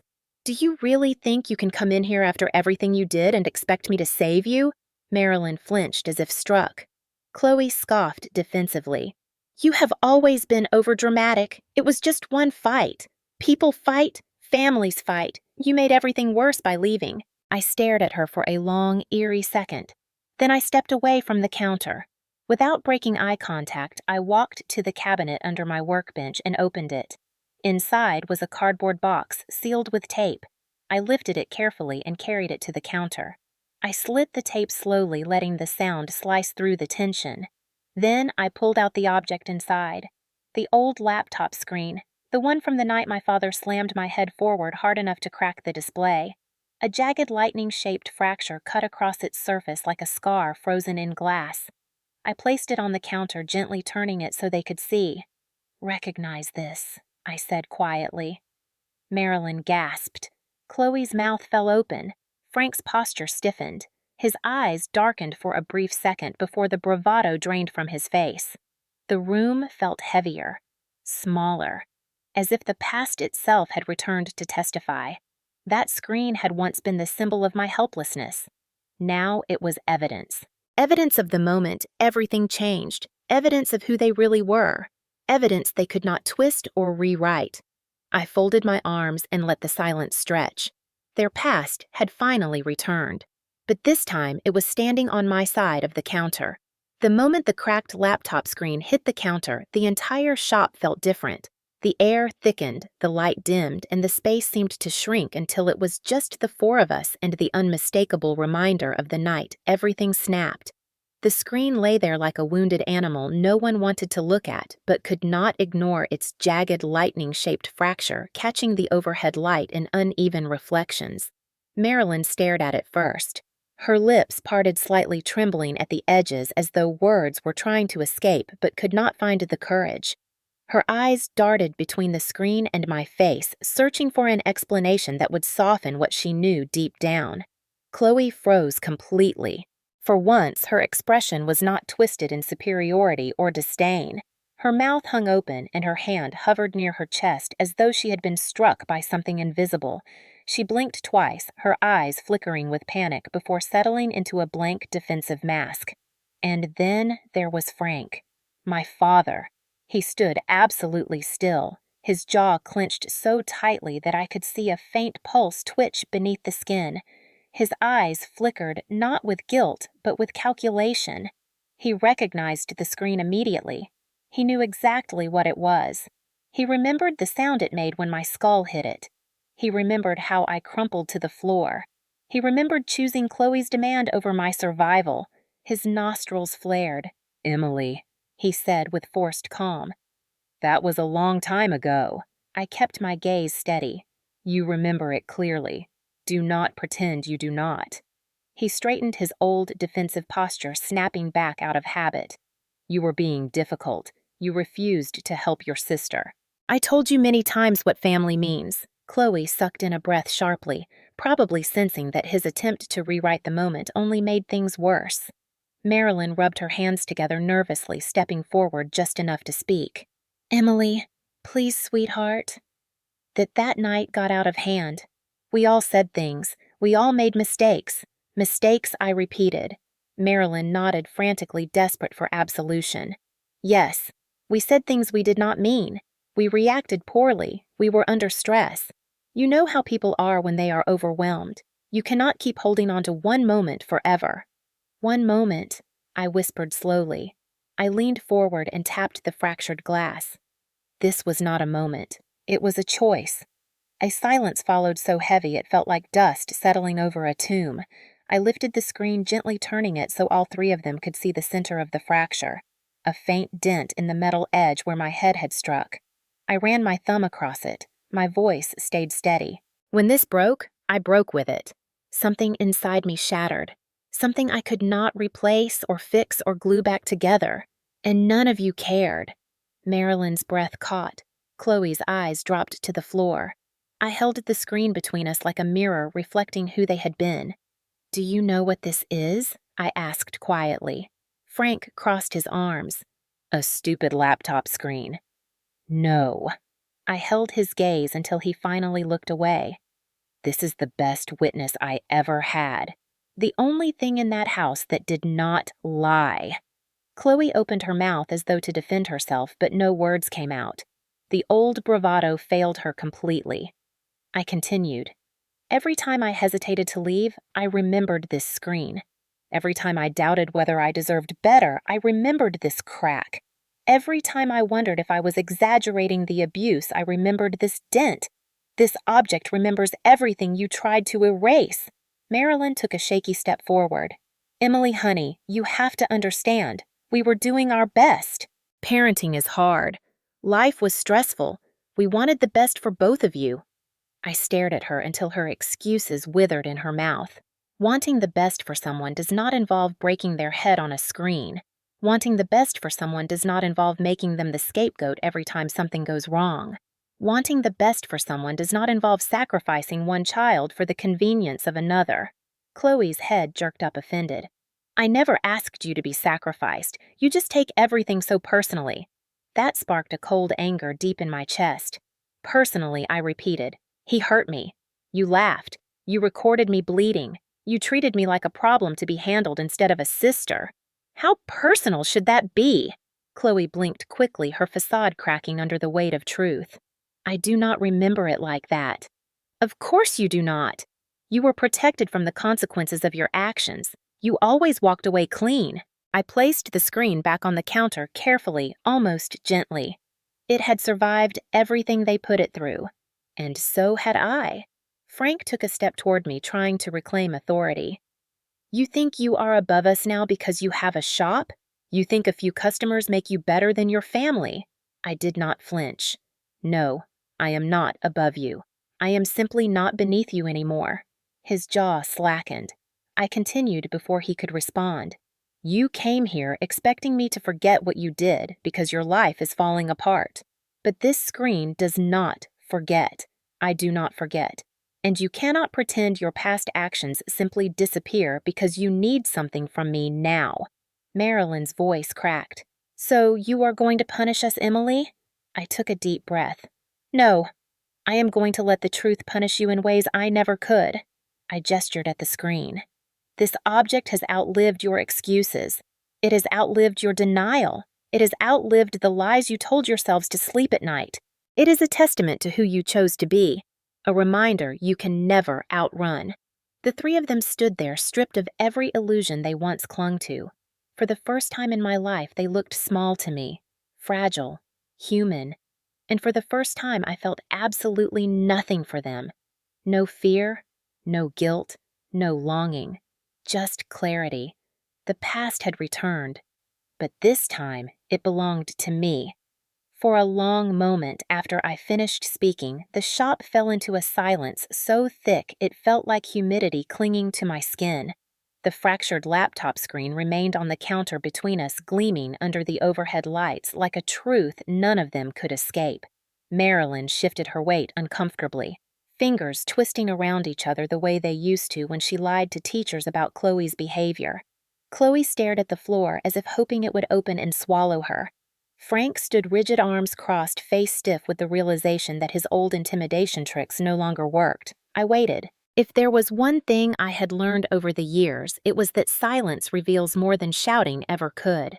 Finally, Marilyn exhaled shakily and stepped forward, forcing a sad smile onto her worn face. "Emily, honey, I know things were hard back then. We all made mistakes, but we are here now because we need you." Her voice carried that old guilty sweetness she used whenever she wanted to manipulate someone into compliance. I recognized it instantly. It no longer worked. She reached out a trembling hand as though trying to soften the memory of her own cruelty. Families go through rough patches, she added. This is just another rough patch. We can get through it together. The word together landed in the air like a stone. My father cleared his throat loudly, stepping forward as if reclaiming the role of head of household. His eyes narrowed slightly, calculating each word. Look, Emily, we are not asking for charity. We are asking for family support. We raised you, fed you, put a roof over your head for 18 years. Now it is your turn to do something for us. My turn, I repeated quietly. He nodded once, taking my calmness as agreement. His voice dropped into an authoritative tone, the same tone he used when giving orders during my childhood. We are in a tough situation. Things will get better once I am employed again. We just need a place to stay. A few months at most. Rent-free, of course. We know you have space in that house of yours. I blinked. The audacity was staggering. Chloe lifted her chin slightly, regaining a fraction of her old entitlement. It is the least you could do after running off and leaving us when things were tough. My jaw tightened, but I kept my expression unreadable. Tough for who? Tough like the night they fractured my head against a laptop screen. Tough like the months I worked 3 jobs to afford a mattress on the floor. Tough like the years they gaslit me into believing I was worthless. Chloe continued talking without realizing the danger she was stepping into. And you are doing great now. You have money, a house, a business. You owe it to the family to help out. I owe it, I whispered. The words echoed inside me like a cold wind through an abandoned building. I finally spoke louder, letting the iciness in my voice settle over them. And what exactly do you think I should offer? Chloe rolled her eyes as if the answer was obvious. A room, a place to stay, food. You know, help us out. We could stay for free until things settle down. Maybe 6 months, maybe a year. My father nodded approvingly, pleased that Chloe had said what he was too proud to admit. It is only fair, he added. We are family after all. Family, the same word he used as a weapon. Family. The same word they used to justify every injury, every insult, every manipulation. Family. The same word they hid behind while expecting me to give up everything for their comfort. Marilyn stepped closer, desperation leaking through her voice. We lost the house, Emily. We have nowhere else to go. You have everything now. Please let us stay. Just until we get back on our feet. She looked up at me with glassy eyes, waiting for me to fold. That was the offer they expected. That was the version of Emily they remembered, the girl who would bend until she broke. The girl who would give up her own needs to keep the peace. The girl who lived in fear of being called ungrateful. The girl they believed still existed somewhere within me. I let the silence hang once more. Then I picked up the cracked phone they had brought. Its fractured screen glinted at me in a way that almost felt symbolic. Slowly, I turned it in my hands. It needs repair, I said simply. Chloe exhaled impatiently. Obviously. That is why we brought it. Just fix it. I lifted my eyes to her. And what will you give me in return? Her expression twisted. Give you? Are you kidding? You are going to charge us? Dad, tell her something. Frank puffed out his chest, stepping forward again to restore dominance. Emily, enough of this attitude. Repair the phone and offer the room. It is what any decent daughter would do. I set the phone down gently, as if placing it on an altar of truth. A decent daughter, I repeated. My father nodded. Yes, a decent daughter helps her family. My voice dropped to a whisper that chilled the room. A decent father does not smash his daughter's head into a screen. The color drained from his face. Marilyn froze. Chloe swallowed hard. I continued before any of them could speak. You come here expecting forgiveness, expecting shelter, expecting me to clean up the consequences of your actions the same way I used to scrub my own blood off the kitchen floor. You came here expecting the same girl who once begged for scraps of affection. That girl does not live here anymore. I straightened, placing both hands on the counter. This is my business, my home, my life. You are not entitled to a single part of it. Marilyn whispered, But we are your family. I shook my head slowly. No. Family is made of people who do not break you to lift someone else higher. Family is made of people who do not hurt you when you say no. Family is made of people who do not show up only when they want something from you. I gestured toward the cracked laptop screen resting beside me. This is the only offer I owe you. It is the truth of how you treated me, the truth you tried to bury, the truth that will follow you wherever you go. Their faces drained of color in unison as the realization sank in. They expected forgiveness. They expected a home. They expected a place to belong. What they received instead was the truth, and the truth was the only offer they would get from me. The refusal formed in my chest long before the words reached my lips, growing steadily like a slow rising tide that finally decided it would no longer stop at the shoreline. For years, I had been held underwater by their demands, their expectations, their cruelty disguised as guidance, their favoritism disguised as love. But now I stood on my own ground in my own shop, surrounded by the life I had built from the fragments they left me. And I was done drowning. I took a breath, slow and measured, and looked at all three of them. They waited with the brittle confidence of people still convinced the world revolved around their needs. Marilyn wrung her hands, her face blotchy from contained desperation. Chloe stood rigid, arms crossed, jaw tight, with the fragile pride of someone who had never gone without anything before. Frank simply stood there, arms folded, trying to intimidate me into compliance the same way he always had. But intimidation only works on people who have something left to fear. I had nothing left to fear from them. Not anymore. You want a place to stay, I said quietly. Their eyes lifted with a flicker of hope. You want my house, my safety, my peace. You want access to everything I built without any of the accountability for how you treated me. Frank scoffed. Accountability. You act like we committed a crime. I tilted my head. You did. He opened his mouth to protest, but I cut him off. Maybe not in a court of law, but in the court of what decency is what love is supposed to be. You are guilty 100 times over. Chloe's voice burst out in a high pitch. Oh my God. You are seriously doing this. You are really going to be petty when your family is homeless. You are really going to act like you are better than us because you got lucky with this stupid shop. I stepped closer, my expression still calm. Luck did not build this shop. I did. With the same hands you all expected to be used only for serving you. With the same hands that bled trying to hold on to the only device I had left because you demanded I give up my future for Chloe's convenience. Marilyn shook her head slowly, her voice cracking. Emily, you cannot hold on to anger forever. I am not angry, I replied. They froze at the softness of my tone. Anger is loud. Anger is temporary. What I feel is truth. Truth stays. Frank clenched his teeth. Enough of this performance. Offer us the room. It is the right thing to do. It is what family does. I let out a breath that felt like releasing years of pressure from my lungs. You are right, I said softly. Family does help family. Family protects one another. Family makes sacrifices. Family shows up. Family apologizes. Family heals. I paused before finishing. That is why I cannot help you, because you are not my family. The words landed like a physical blow. Marilyn gasped as if I had slapped her. Chloe's hand flew to her chest. Frank's face twisted into something between rage and disbelief. You ungrateful brat, he snarled. After everything we did for you, everything we provided, everything we gave you. You gave me nothing, I said. Nothing but fear, nothing but shame, nothing but bruises, nothing but scars, nothing but lessons on how not to love, how not to parent, how not to live.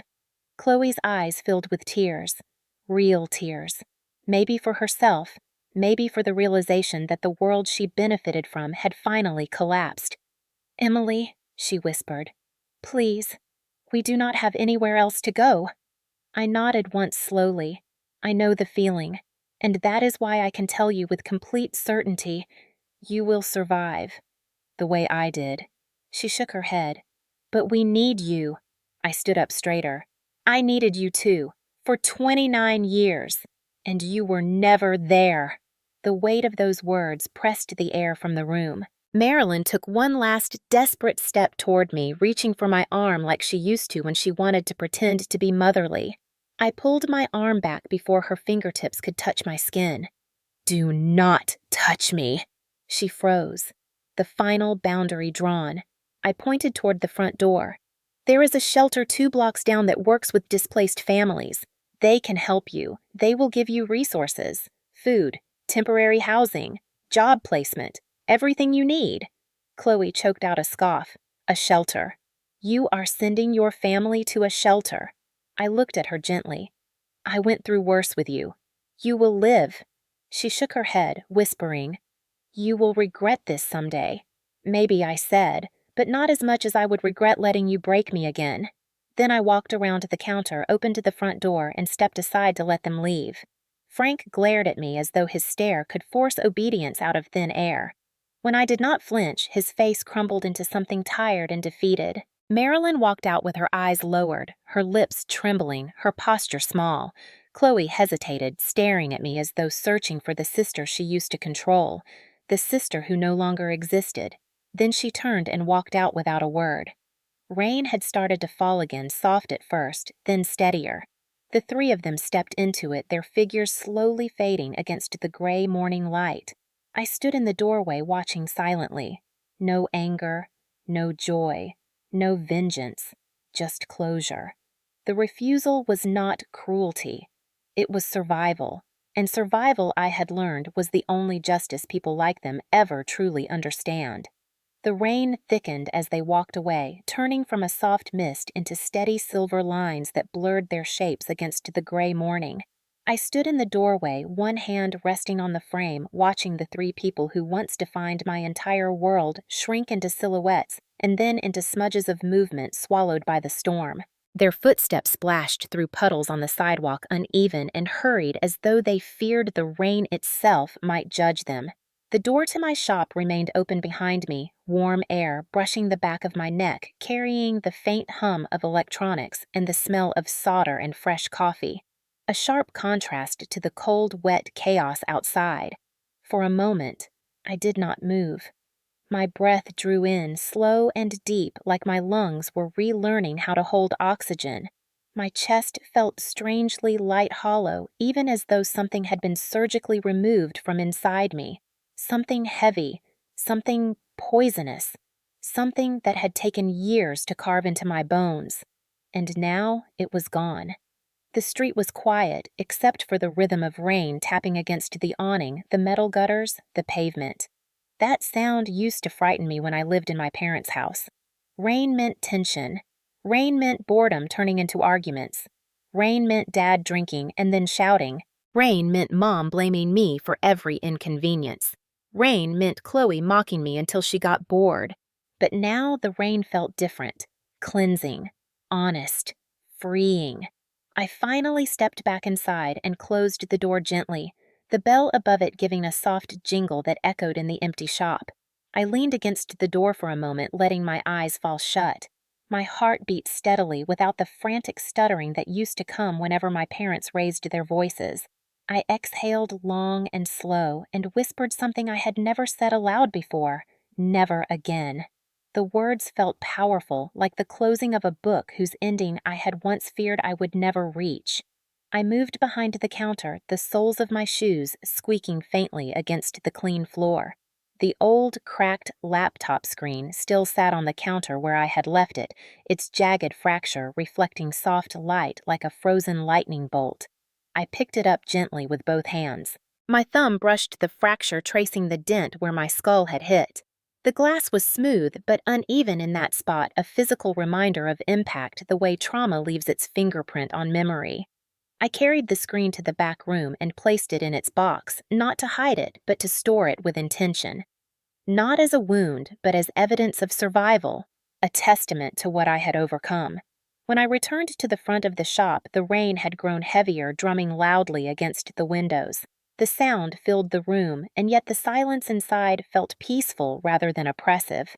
I sat on the stool behind the counter and let myself breathe. I had prepared for this confrontation mentally for years, imagining how it would unfold, what I would say, whether I would have the strength to stand firm. I always assumed I would break down or become overwhelmed or collapse into old patterns of fear and guilt. But the reality was different. I had not shattered. I had not stumbled. I had not raised my voice. I had not begged for approval. I had simply chosen myself. And that choice was steady, strong, final. Outside, the rain blurred the world into soft watercolor shapes. People hurried past the shop with umbrellas and grocery bags, unaware that a lifetime of power had shifted inside this small room. My stomach fluttered with something unfamiliar at first, and then I recognized it. Relief. Not the sharp relief of escaping danger, but the deep relief of releasing something that had been lodged under my ribs for nearly 3 decades. The relief of knowing the cycle was broken. I stood and walked to the window, watching the water stream down the glass. In the distance, 3 figures disappeared around a corner. They did not look back. Neither did I. Instead, I touched the faint scar near my hairline, the one that had formed where the laptop had hit me. I had always hated that Mark always covered it with my hair during job interviews or when meeting clients. But now, standing there with the storm outside and peace settling inside me, I traced the scar with something like gratitude. It was not a reminder of pain. It was proof of survival, proof that I had lived through something that should have broken me, proof that I had risen anyway. My reflection in the window looked different somehow, not older, not harder, just clearer. Like a fog had lifted from behind my eyes. I whispered softly to myself and to the version of me who had endured all those years, "You made it out," and the rain kept falling. When the bell above the door finally jingled again, it was more than an hour later. A regular customer stepped inside with a tablet tucked under his arm, dripping water onto the mat. He smiled. "Morning, Emily. Rough weather out there." I returned the smile, small but real. Not for the performance of being okay, but because I truly was. He set the tablet on the counter and explained the issue. I listened, nodded, and told him I could have it fixed by the end of the day. When he left, I wiped the counter clean, tidied my tools, and unlocked the storage drawers. Life continued. Not because the past had disappeared, but because I had finally walked away from it without carrying it on my back. As I moved around the shop, the faint hum of electronics and the gentle rattle of rain created a kind of quiet symphony. A new beginning blending with the remnants of an old ending. The walkaway was complete. Not a retreat, not an escape. A choice. A reclamation. And for the first time in my life, I felt weightless. The days that followed felt strangely light, as if the air around me had thinned, and the gravity that once dragged my shoulders down had finally loosened its grip. There were no unexpected knocks on my door, no tense phone calls, no guilt-soaked messages. My shop felt brighter without their presence lingering like a stain in the air. Life for the first time moved forward without the echo of their voices telling me who I was allowed to be. I began noticing small changes first. I woke up easier. I laughed more easily. My chest no longer tightened every time someone raised their voice nearby. I could walk past mirrors without bracing for the harsh inner critic they had planted in my head years ago. With the emotional fog gone, I suddenly had space to think about the future instead of merely surviving the present. One morning, as I unlocked the shop and set my bag on the counter, I noticed a group of teenagers lingering near the bus stop across the street. They were passing around a cracked tablet, smacking its side to try to make the screen respond. I recognized the frustration instantly. I walked outside and crossed the street. "Need help?" I asked with a small smile. They hesitated until one boy shoved the device into my hands. "It has been freezing for weeks," he grumbled. "My mom says we should toss it, but I need it for school." I knelt on the sidewalk, opened my small repair kit, and looked it over. 10 minutes later, the tablet powered on with a clear screen and functioning buttons. The boy's face brightened with relief, and the others crowded around. "How did you do that?" one girl asked, eyes wide. I shrugged lightly. "Just practice." She tilted her head. "Can you teach us?" The question lingered in the air longer than it should have, but something about it struck a chord deep in my chest. I told them to stop by the shop after school. That afternoon, 6 teenagers showed up. They filled the small space with noisy chatter and curious eyes. I dragged a few chairs from the back room, set out old broken devices people never picked up, and began showing them how to open a tablet safely, how to clean charging ports, how to replace a battery. Their enthusiasm filled the shop with a warm energy I had never experienced at home. They asked questions. They cheered when something worked. They did not mock mistakes. They did not dismiss effort. They treated each small success like a victory, leaning forward and celebrating their peers. When the session ended, they begged to come back the next day, and the next, and the next. Within a week, it had become an unofficial after-school workshop. They started calling it Carter Club. The name made me laugh every time. Soon, parents began stopping by to thank me. A single mother told me her son had stopped failing science class because he now wanted to learn how electronics worked. A father said his daughter used to come home defeated every day, but now she rushed home excited about repairing things. Someone suggested I should formalize the program. Someone else asked if I needed volunteers. One woman offered to donate old devices for the kids to practice on. I stood in my shop surrounded by busy hands and hopeful faces and felt something bloom inside me that I had never felt before. Purpose, healing, legacy. I remembered the little girl I used to be, the one who hid in her room because any moment downstairs could explode into shouting. I remembered the teenager who believed she would never be good enough no matter how hard she tried. I remembered the young woman who held her broken laptop and whispered apologies for existing. And now, I watched a room full of kids learning to fix things, learning to believe in themselves, learning to take control of what felt broken. Teaching them felt like teaching myself. The healing happened silently, gently, in every shared laugh and every triumphant shout when a device finally powered back on. My shop expanded into something more than a business. It became a community, a safe space, a small hub of second chances. One afternoon, a student named Ava handed me a wrapped package. "For you," she said shyly. I opened it and stared. It was a hand-painted picture of a laptop with a lightning-shaped crack across the screen. But instead of darkness seeping through the brake light was pouring out of it like something sacred. Underneath, in small, careful handwriting, she wrote, "Even broken things can shine." I felt my throat tighten, not with sadness, with something deeper. I ran my thumb gently over the painting and whispered, "Thank you." That night, when I locked up and walked home, the wind felt warm, even though spring had barely begun. My small house stood waiting for me, the porch light glowing softly. I stepped inside, hung up my coat, and placed the painting on my living room wall. I stood there for a long time, taking in every detail. That crack used to represent everything I lost. Now it represented everything I had built, everything I had reclaimed, everything I had become. My life had not turned grand or luxurious. It had become something better, steady, safe, meaningful. The kind of life no one can hand you and no one can take away. The new life did not erase the old pain. It transformed it into something worth carrying. And every time a teenager smiled at me proudly with a cleaned keyboard in hand, every time a device buzzed back to life under their touch, every time someone told me they believed in themselves, because I believed in them first, I felt that transformation solidify. My life was no longer defined by what they broke. It was defined by what I rebuilt, and by what I helped others rebuild.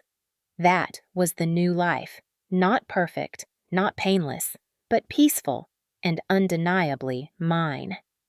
I woke before sunrise on the first day of June, the soft glow of early light slipping through the thin curtains of my bedroom. The world outside was quiet, the kind of stillness that feels like the earth is taking a slow breath. I sat up and stretched, feeling the familiar ache in my shoulders from long days of repairs and teaching. But there was no heaviness in the ache, only the reminder of purpose. I padded barefoot into the kitchen, brewed a small pot of coffee, and stood by the window as steam curled from the mug into the warm morning air. The neighborhood was calm. A few porch lights still glowed. A dog barked in the distance. Someone's sprinkler tapped against the grass rhythmically. Life had become gentle, predictable in the best ways. Mine. When I walked into my living room, the first thing my eyes went to was the painting from Ava hanging proudly on the wall. The cracked laptop she had painted gleamed with strokes of light instead of shadows. Every time I looked at it, a part of me felt stitched back together. Next to it hung the real laptop screen framed in a simple black border. Not as a trophy of pain, but as a monument to endurance. A reminder of the moment that changed the trajectory of my life. A reminder that the things intended to break me had instead shaped me into something stronger. I touched the frame lightly with 2 fingers before grabbing my keys and stepping outside. The air smelled like freshly cut grass and warm pavement. As I walked toward the shop, the sunlight grew brighter, spreading across the street in soft gold streaks. When I arrived, I unlocked the door and flipped the sign to open. The familiar hum of the shop settled around me like an old friend. Shelves lined with neatly labeled parts. A tidy counter wiped clean the night before. A row of stools waiting for kids who would arrive after school. This place had once been a dream too fragile to even say out loud. Now it was the center of a community, and the center of my healing. Over the next hour, a few regulars came in. A teacher picking up her repaired laptop. A delivery driver dropping off a fried hard drive. A gig worker asking if I could resurrect his glitchy phone. I chatted with them, fixed what I could, and set new repair jobs on the shelf. As the last customer left, I stood alone in the quiet again. It hit me suddenly and gently that I no longer felt like I was waiting for something bad to happen. That constant edge-of-the-cliff feeling my childhood home had carved into me was gone. Fully gone. I was safe. Actually safe. And then, almost as if the universe wanted to test that peace, a familiar car rolled slowly down the street. My breath paused just enough to notice it, but not enough to scare me. The car was old now, rust forming along the bumper. Inside were silhouettes I recognized immediately. My mother in the passenger seat, Chloe in the back seat, my father driving. They passed slowly, maybe scanning the area, maybe hoping to catch a glimpse of me, maybe simply wandering because they did not know where else to go. I watched them quietly from behind the counter. They did not look inside the shop. They did not stop. They did not knock. They did not turn their heads. They kept driving until the car disappeared down the next street. And then I inhaled and let the air go easily. Their presence no longer shook me. Their shadows no longer lingered in my mind. Their choices no longer weighed on my chest. They were simply people now, not monsters, not forces of nature, not chains. Just people. People facing the consequences of their actions. People no longer able to rewrite the past. People who had lost their grip on the person they once controlled. My scars tingled slightly at the memory of their faces, but it was not pain. It was recognition. A reminder of distance. I whispered softly into the still air. They cannot break what they no longer hold. That truth filled the room like a quiet sunrise. After they disappeared, a group of kids burst through the door for the workshop, laughing and bickering about who fixed the last device faster. The shop lit up with noise and energy. I knelt beside them, showed them how to replace a battery without puncturing it, and listened to their chatter about school and life and dreams. Their presence felt like sunlight pushing out old shadows. They were the proof of who I had become. As the afternoon wore on, I felt a sense of completion settling over me. Not revenge, not triumph, just completion. Closure. By the time the last kid left and the shop grew quiet again, the sun was setting outside, turning the sky pink and amber. I walked home slowly, letting warm air brush against my skin. When I reached my porch, I sat on the steps and watched the sky fade. Fireflies blinked in the yard. A neighbor greeted me with a wave. A breeze drifted past, carrying the scent of summer and fresh soil. I closed my eyes and spoke into the soft air, a confession to the universe, and to the younger version of me who had survived everything. I did not need to break them. I just needed to stop letting them break me. And sometimes, survival is the loudest revenge. The words floated into the warm evening and settled gently around me. My story was no longer about pain. It was about rising, about healing, about becoming. And for the first time since I was a child, I felt whole. If you are still here with me at the end of this story, then maybe something in Emily's journey touched a place inside you that you do not show to everyone. Maybe you have lived through your own kind of storm. Maybe you have your own cracked screen moment, the one instant in your life that changed everything. The one memory you carry quietly because speaking it aloud feels like reopening a wound. Or maybe you have never told anyone what happened. Maybe you were the quiet child in the corner of the house that never felt safe. Maybe you grew up with a parent whose temper filled every room before they even stepped into it. Maybe you learned to walk lightly, speak softly, and apologize for needing anything. Maybe you learned to survive before you ever learned to live. If any part of that feels familiar, I want to speak directly to you. You are not dramatic for remembering what happened. You are not weak for carrying the weight of it. You are not selfish for stepping away from people who hurt you even if those people share your blood. You are not wrong for choosing your peace over their comfort. Sometimes survival means walking away from the people who taught you how to fear. Sometimes healing means refusing to let the past keep writing your story. And sometimes the bravest thing you will ever do is say no to someone who always expected you to say yes. Maybe you left quietly like Emily did, slipping out into a world that felt too big, too cold, too uncertain.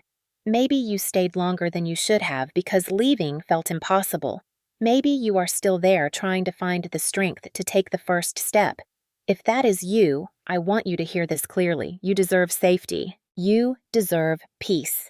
You deserve to be treated with kindness. You deserve a life where your voice matters, and you deserve to build something beautiful out of the pieces of what broke you. Sometimes the world will tell you blood is everything, but the truth is simple. Blood is biological, family is chosen, and healing is earned. If you have a story like Emily's, or even just one moment that still echoes in your memory, I invite you to share it in the comments, not because you owe anyone your pain, but because someone else reading it might finally feel less alone. You never know who your words might reach. Pain shared is pain softened, and strength shared is strength multiplied. And who knows, maybe your story will be the one that helps another person take their first brave step toward freedom. So I ask you gently, where are you watching from, and what moment in your life changed everything for you?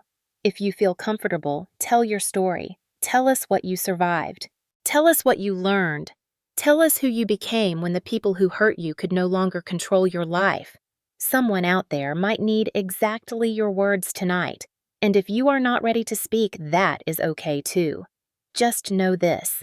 Sometimes surviving is the loudest revenge. Sometimes walking away is the beginning of everything. And sometimes the life you build after the storm is the most powerful proof that you were always stronger than the people who tried to break you.